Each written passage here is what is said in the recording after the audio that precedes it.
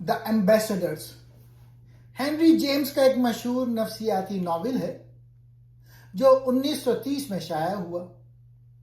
यह नावल अमरीकी और यूरोपीय सकाफतों के दरमियान तसादुम, जिंदगी के इंतखाब और इंसानी दिमाग की गहराइयों को बयान करता है। मरकजी किरदार लैम्बर्ट है, जो कहानी का रावी और नुक्ता नज़र भी पेश करता है। कहानी का आगाज एक छोटे अमरीकी शहर मैसेच्यूसेट्स में अमीर बेवा मिसेस न्यूज़म अपने छोटे बेटे चैड के बारे में परेशान है। चैड बरसों से पेरिस में है और वापस नहीं आ रहा। शहर वालों की ज़बानी ये अफवाह फैल रही है कि चैड किसी नामुनासिब फ्रांसीसी औरत के इश्क में पड़ गया है और इस वजह से वो तबाह हो रहा है। मिसेस न्यूज़म फैमिली बिजनेस, उनकी एक बड़ी फैक्ट्री है, उसकी मालिक हैं और चैड को वापस लाके उसे संभालने का जिम्मेदारी देना चाहती हैं। वो अपने होने वाले शौहर लैम्बर्ट, एक 55 साल हसास और ज़हीन शख्स को एम्बेसडर बना के यूरोप भेजती हैं। शर्त यह है कि अगर लैम्बर्ट चैड को वापस ले आए तो मिसेस न्यूज़म लैम्बर्ट से शादी कर लेंगी। ये लैम्बर्ट के लिए एक बहुत बड़ा लालच है, क्योंकि उसकी अपनी ज़िंदगी बहुत उदास और खाली है। बीवी और बेटा दोनों मर चुके हैं। लैम्बर्ट यूरोप जाते हैं और इंग्लैंड में मारिया से मिलते हैं, एक ज़हीन अमरीकी खातून जो पेरिस की ज़िंदगी जानती हैं। मारिया उसे मशवरा देती है कि जल्दी में फैसला ना करें, पहले चैड की ज़िंदगी देखिए। पेरिस में आमद और चैड की तब्दीली। लैम्बर्ट पेरिस पहुंचते हैं, वहां चैड से मुलाकात होती है। चैड अब बिल्कुल तब्दील हो चुका है। पहले एक आम बेवकूफ सा अमरीकी था, अब पुरएतमाद, शाइस्ता, बालिग, दिलकश और खुश। लैम्बर्ट हैरान रह जाता है। चैड उन्हें अपनी दोस्त मैडम मारिया और उनकी बेटी से मिलवाता है। मैडम मारिया एक खूबसूरत, ज़हीन, नफीस फ्रांसीसी खातून है, उम्र तकरीबन 40 की है। लैम्बर्ट जो कि अमेरिका से आया था, उसकी अंदरूनी तब्दीली शुरू होती है। पेरिस की खूबसूरती, फन, रोशनियां, लोगों की आज़ादी, सब कुछ लैम्बर्ट को मुतासिर करता है। वो पहली बार महसूस करते हैं कि जिंदगी सिर्फ जिम्मेदारियां और कारोबार नहीं। एक मशहूर मंजर में वो कहते हैं, live all you can, it's a mistake not to. जिंदगी को पूरा जियो, ये गलती ना करो कि ना जियो। ये जुमला नॉवेल का मरकजी फलसफा है। लैम्बर्ट अब चैड को वापस लाने के मिशन से ज्यादा खुद जिंदगी जीने में दिलचस्पी लेने लगते हैं। उलझन, दबाव और दूसरा एम्बेसडर। मिसेस न्यूज़म सब्र खो बैठती हैं। वो खतूत में लैम्बर्ट पर दबाव डालती हैं। जब लैम्बर्ट कहते हैं कि चैड खुश है और वापस नहीं आना चाहता, तो मिसेस न्यूज़म गुस्से में आ जाती हैं। वो दूसरा एम्बेसडर भेजती हैं, अपनी बेटी सारा को। सारा चैड से मिलती है और उसे सख्त तंबीह करती है, मां इंतजार कर रही है, फैमिली बिजनेस तबाह हो रहा है, वापस आओ। लेकिन चैड इनकार करता है।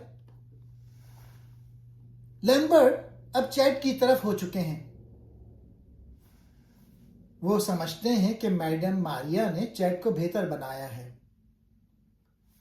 मैडम मारिया लैम्बर्ट से मदद मांगती हैं, चैड को मेरे पास रोक लें, वो मुझे छोड़कर चले गए तो मैं टूट जाऊंगी। लैम्बर्ट मुतासिर होते हैं और कोशिश करते हैं कि चैड रहे। बड़ा इंकशाफ, किश्ती का मंजर। एक दिन लैम्बर्ट देहात में सैर कर रहे थे। वो नदी पर एक किश्ती देखते हैं। इसमें चैड और मैडम मारिया बहुत करीब हैं, बहुत आराम से, बहुत मोहब्बत में। अब शक बाकी नहीं रहता, ये महज पाकीज़ा दोस्ती नहीं, ये मुकम्मल रोमानवी रिश्ता है।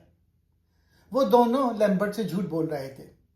लैम्बर्ट दुखी होते हैं, लेकिन वो ये भी समझते हैं कि ये रिश्ता चैड के लिए अच्छा रहेगा। वो चैड को अलग नहीं करते। ادھر مسز نیوزم اور سارا کا دباؤ بڑھتا جاتا ہے. سارا لیمبرٹ کو تنبیہ کرتی ہیں کہ اب بس کرو.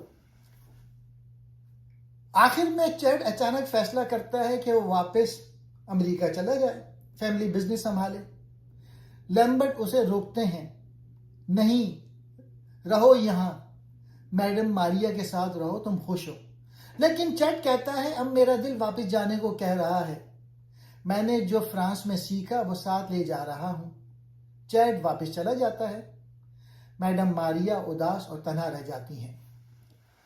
لیمبرٹ بھی واپس چلے جاتے ہیں امریکہ، لیکن اب وہ پرانے لیمبرٹ نہیں رہے. انہوں نے پیرس میں زندگی دیکھ لی ہے. کیا آپ نے کبھی سوچا ہے کہ اگر آپ کو کسی دوسرے ملک بھیجا جائے کسی کو سدھارنے کے لیے، لیکن وہاں جا کے آپ خود ہی بدل جائیں؟ لیمبرٹ پیرس کی زندگی، وہاں کے فن اور آزادی کو دیکھ کر دنگ رہ جاتا ہے. اسے احساس ہوتا ہے کہ اس نے اپنی پوری زندگی امریکہ میں صرف کام اور اصولوں میں گزار دی، کبھی جیا ہی نہیں. یہ کہانی ہمیں سکھاتی ہے کہ زندگی صرف دوسروں کی توقعات پر پورا اترنے کا نام نہیں، بلکہ اپنے طریقے سے جینے کا نام ہے. اس ناول کا سب سے بڑا پیغام اس کے مرکزی کردار لیمبرٹ کے اس جملے میں چھپا ہے، جتنا ہو سکے جیو، ایسا نہ کرنا غلطی ہے. مصنف ہمیں بتاتے ہیں کہ وقت ریت کی طرح ہاتھ سے نکل رہا ہے. اکثر ہم دوسروں کی مرضی پورا کرتے کرتے اپنی زندگی گزار دیتے ہیں، اور جب پیچھے مڑ کر دیکھتے ہیں تو صرف پچھتاوا ہوتا ہے. اس کا پیغام صاف ہے، زندگی کے تجربات سے ڈرو مت، اسے بھرپور طریقے سے جیو. نظریہ نظر، ایک طرف امریکہ کا جھنڈا اور دوسری طرف فرانس کا، بیچ میں لیمبرٹ. دوسرا بڑا پیغام ہے پرسپیکٹیو، یعنی نقطہ نظر کی تبدیلی. لیمبرٹ پیرس اس لیے گیا تھا کہ وہ اسے ایک گناہ کی جگہ سمجھتا تھا، لیکن وہاں جا کے اسے احساس ہوا کہ سچائی ویسی نہیں ہوتی جیسے ہمیں دور سے دکھائی دیتی ہے. ناول ہمیں سکھاتا ہے کہ کسی کے بارے میں فیصلہ کرنے سے پہلے اس کی دنیا کو اس کی نظر سے دیکھنا ضروری ہے. تعصبات انسان کی بصیرت کو اندھا کر دیتے ہیں. ایک بہت گہرا پیغام جو اکثر لوگ مس کر دیتے ہیں وہ ہے لیمبرٹ کا واپس امریکہ جانا. وہ پیرس کی رنگینیوں میں کھو کر وہاں رک بھی سکتا تھا، لیکن وہ واپس گیا کیوں؟ کیونکہ وہ ثابت کرنا چاہتا تھا کہ اس کی تبدیلی لالچ کی وجہ سے نہیں تھی. اس کا پیغام یہ ہے کہ آزادی کا مطلب ہے بے روا روی نہیں. آپ دنیا دیکھ سکتے ہیں، بدل سکتے ہیں، لیکن اپنی اخلاقیات پر سمجھوتا کیے بغیر. ثقافتوں کا ٹکراؤ، یہ ناول ہمیں یہ بھی سمجھاتا ہے کہ صحیح اور غلط صرف کالا اور سفید نہیں ہوتے. امریکی معاشرہ ڈیوٹی اور اصول پر زور دیتا ہے، جبکہ پیرس کا معاشرہ خوبصورتی اور آرٹ پر. مصنف کہتے ہیں کہ ایک مکمل انسان وہی ہے جو ان دونوں کے درمیان توازن پیدا کر سکے. اب ہمارا ہیرو لیمبرٹ، یہ ایک ادھیڑ عمر کا سمجھدار لیکن تھوڑا سا دبا ہوا انسان ہے. وہ پیرس ایک مشن پہ آتا ہے، لیکن یہاں کی زندگی دیکھ کر اسے احساس ہوتا ہے کہ اس نے اپنی جوانی ضائع کر دی. لیمبرٹ کا کردار ہمیں دکھاتا ہے کہ سیکھنے اور بدلنے کی کوئی عمر نہیں ہوتی. وہ کہانی کا ضمیر ہے. چیڈ وہ نوجوان ہے جسے بچانے کے لیے لیمبرٹ کو بھیجا گیا تھا. شروع میں ہمیں لگتا ہے کہ چیڈ بگڑ گیا ہوگا پیرس جا کے، لیکن جب وہ سامنے آتا ہے تو وہ ایک بدتمیز لڑکے کے بجائے ایک انتہائی مہذب اور نفیس انسان بن چکا ہوتا ہے. لیکن کیا یہ تبدیلی اصل ہے یا چیڈ صرف سطح پہ بدلا ہے؟ یہی اس کردار کا تجسس ہے.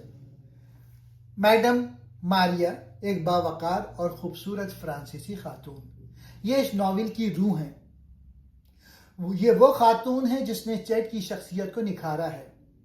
وہ پیرس کی تہذیب، آرٹ اور پیچیدگی کی علامت ہیں. لیمبرٹ اسے دیکھ کر حیران رہ جاتا ہے کہ ایک بری عورت جیسے اسے بتایا گیا تھا انتہائی نیک اور با اثر کیسے ہو سکتی ہے۔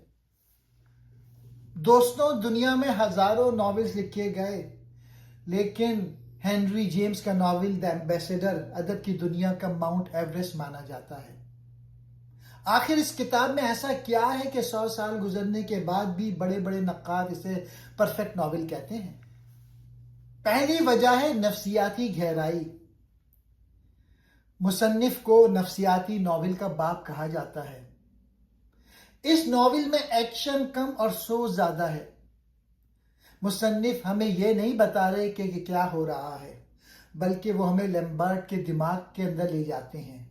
ہمیں محسوس ہوتا ہے کہ ہم خود لیمبرٹ ہیں جو پیرس کی گلیوں میں اپنے پرانے خیالات کو ٹٹولتے ہوئے دیکھ رہے ہیں۔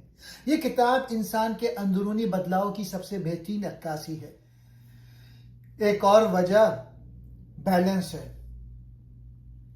اس ناول کا ڈھانچہ ایک گھڑی کے میکینزم کی طرح پرفیکٹ ہے۔ ایک طرف امریکی سختی ہے اور دوسری طرف یورپی آزادی۔ مصنف نے ان دو متضاد تہذیبوں کا ٹکراؤ اتنی نفاست سے دکھایا ہے کہ کہیں بھی کہانی بوجھل نہیں لگتی۔ ہر منظر، ہر مکالمہ ایک مقصد کے تحت رکھا گیا ہے۔ اور سب سے اہم وجہ اس کا آفاقی پیغام۔ یہ ناول صرف ایک بوڑھے آدمی کی کہانی نہیں ہے، یہ ہم سب کی کہانی ہے۔